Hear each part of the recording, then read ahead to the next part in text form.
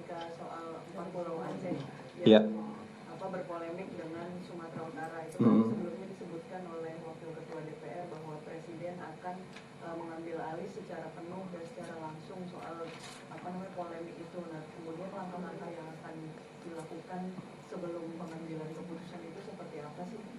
Ya, baik. Mungkin biar semuanya juga clear, teman-teman semua, kalau dalam konsep negara kita, yang punya kedaulatan atas wilayah itu adalah pemerintah pusat, Negara Kesatuan Republik Indonesia. Pemerintah daerah itu punya wilayah administrasi, itu artinya wilayah yang mereka urus, termasuk juga soal pulau-pulau. Jadi pulau ini diurus oleh pemerintah daerah yang mana, itu yang diatur oleh pemerintah. Jadi kita tidak bicara soal kedaulatan, karena kedaulatan itu milik Negara Kesatuan Republik Indonesia. Nah, wilayah administrasi ini tentu ada pemberian nama, ada batas-batas wilayah, ya, termasuk juga pulau-pulau. Ini masuk wilayah administrasi mana? Jadi artinya gini, kalau pulau itu masuk wilayah administrasi daerah A, maka daerah A lah yang berkewajiban mengurus daerah pulau itu. Kalau daerah pulau itu termasuk wilayah daerah B, maka daerah B lah yang punya kewajiban mengurus pulau tersebut. Karena ini bahasanya kita sama kita, gitu.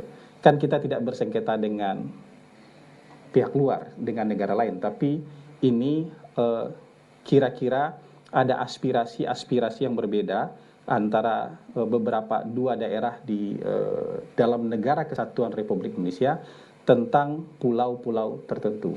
Nah, ini tentu saja sesuai dengan aturan main yang ada di negara kita, maka ini diambil alih oleh pemerintah pusat. Dalam hal ini Presiden mengambil alih ini langsung dan dijanjikan secepatnya akan diselesaikan. Ini harusnya tidak sulit untuk diselesaikan, bisa diselesaikan dengan cara dingin, dengan kepala yang dingin, dengan cara yang baik-baik, karena kita berdialog, kita berdiskusi sebagai sesama anak bangsa.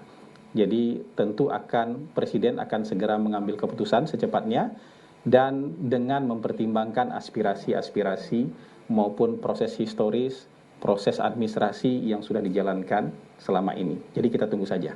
Secepatnya Presiden akan mengambil keputusan. Tidak tertutup kemungkinan untuk itu.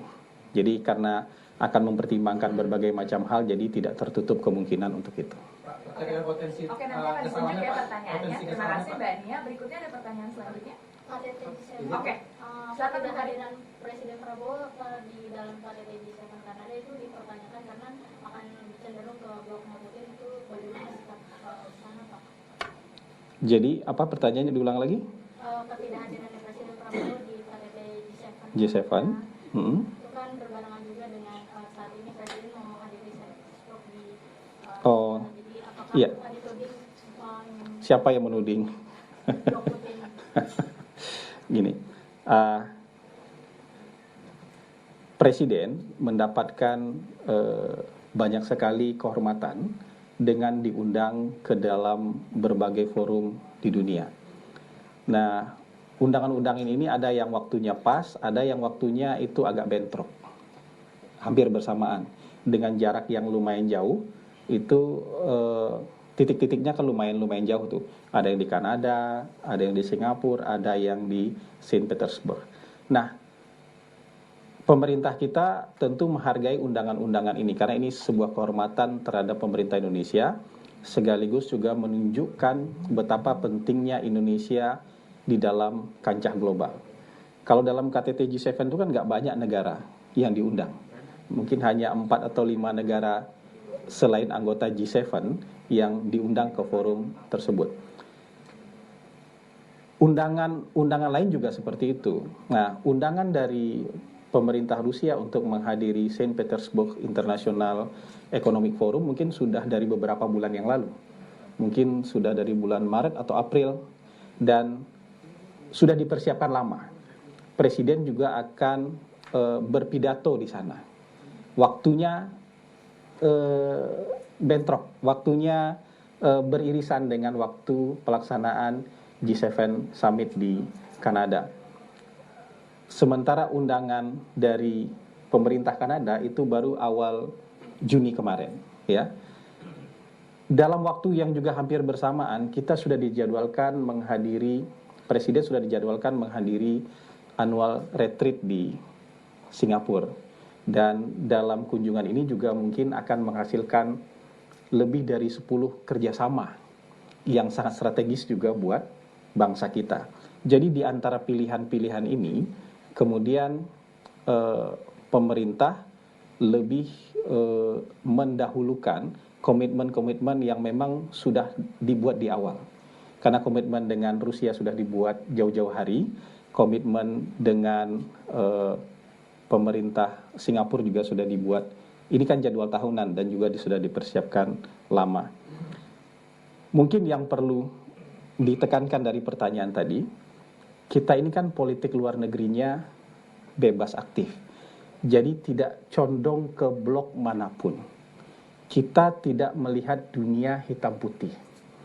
Jadi spekulasi-spekulasi semacam tadi, kayak cenderung ke blok ini, itu tidak ada.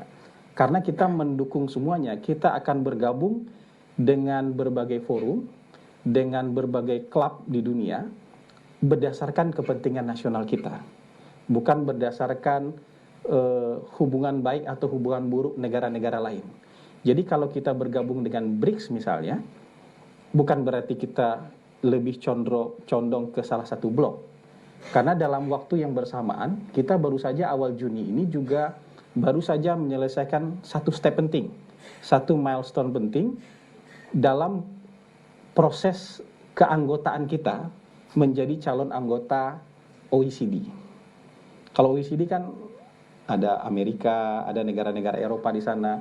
Nah, di saat yang bersamaan kita menjadi anggota BRICS dan di saat yang bersamaan kita juga dalam proses menjadi anggota OECD. Jadi nggak condong kemanapun.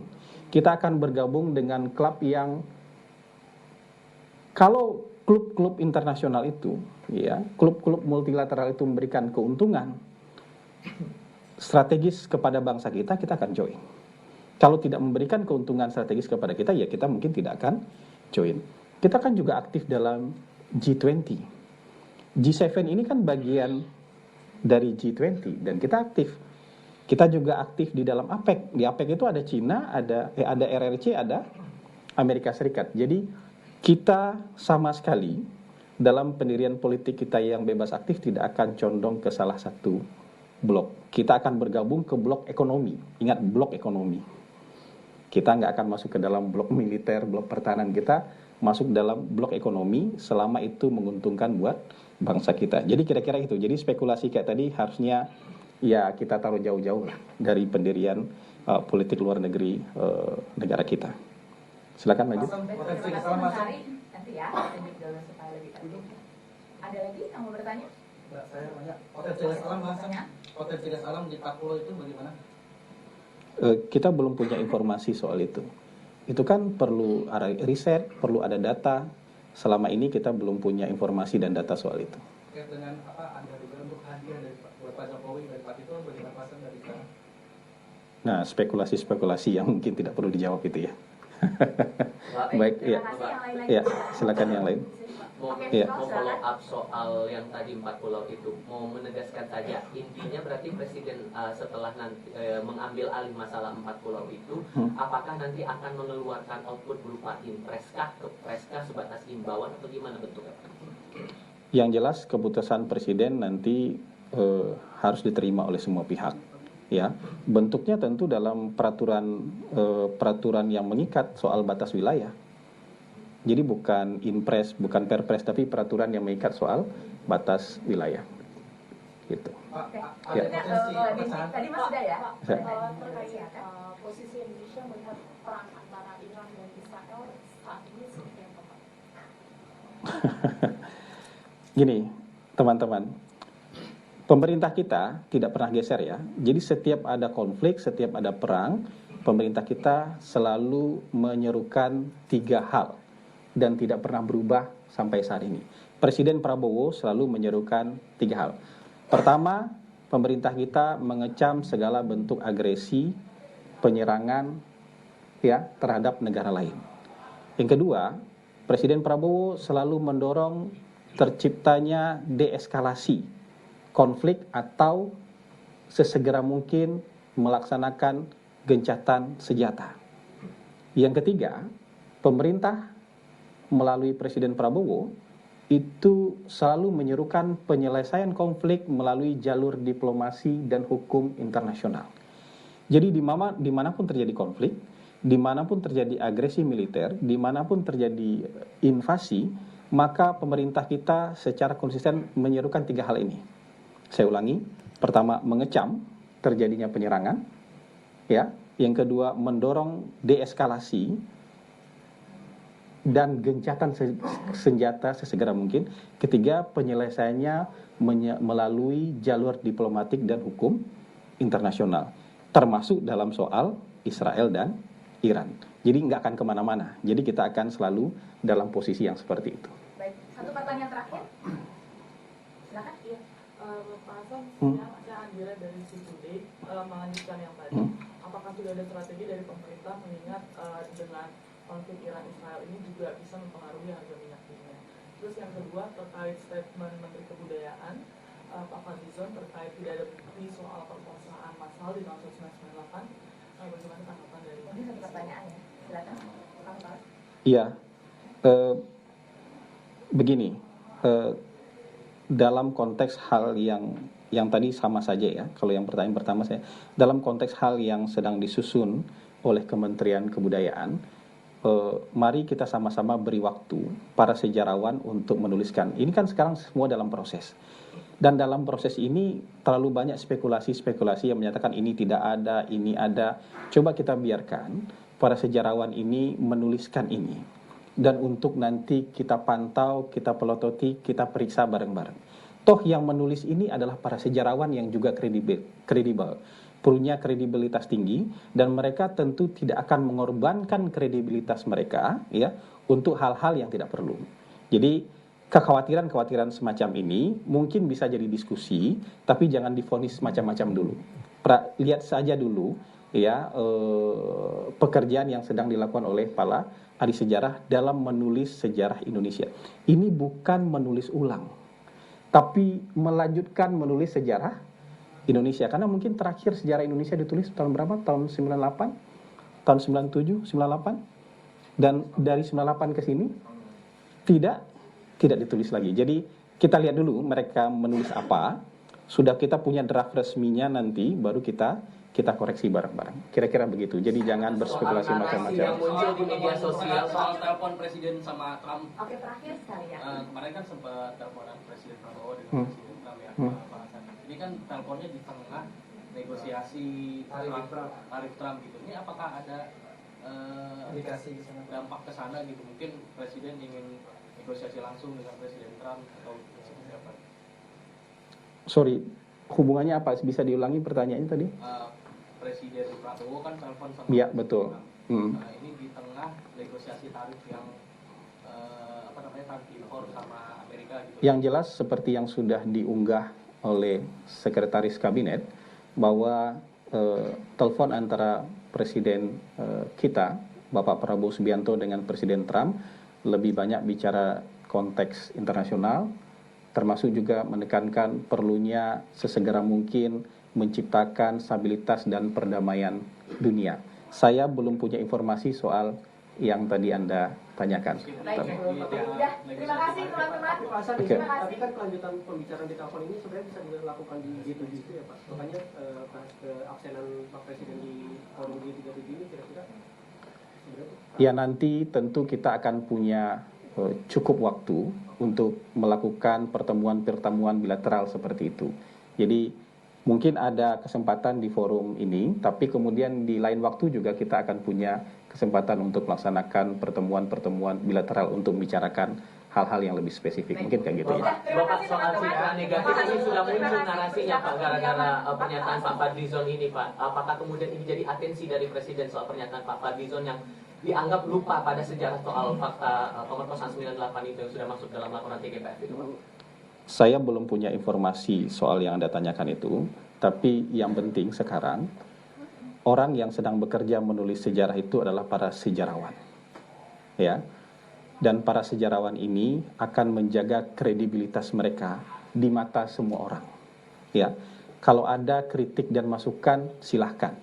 Tapi kalau misalnya pergunjingan di media sosial, ya, citra-citra negatif yang seperti yang Anda sebutkan, apalagi dari orang-orang yang mungkin kalau dia mengerti sejarah, silakan berdialog dengan para ahli sejarah. Tapi kalau bukan sejarawan, ya mungkin kita baca sebagai semacam bacaan-bacaan aja ya, bacaan-bacaan aja di media sosial. Jadi yang ingin kita sampaikan kepada teman-teman adalah berikan waktu kepada orang-orang yang juga punya kredibilitas ini untuk melakukan pekerjaan sesuai dengan profesionalitas mereka. Mereka kan profesi, ahli sejarah ini juga profesi. Kalau ada baik dan buruk, ya, ada pro kontra, ada setuju nggak setuju, silakan disampaikan. Tapi juga oleh orang-orang yang punya otoritas, bukan berdasarkan hanya sekedar pegunjingan di media sosial. Kira-kira gitu harapannya. Terima kasih teman-teman. Ya, sampai ketemu lagi. Terima kasih. Assalamualaikum warahmatullahi wabarakatuh. Ya. Thank you ya. Terima kasih ya rekan-rekan.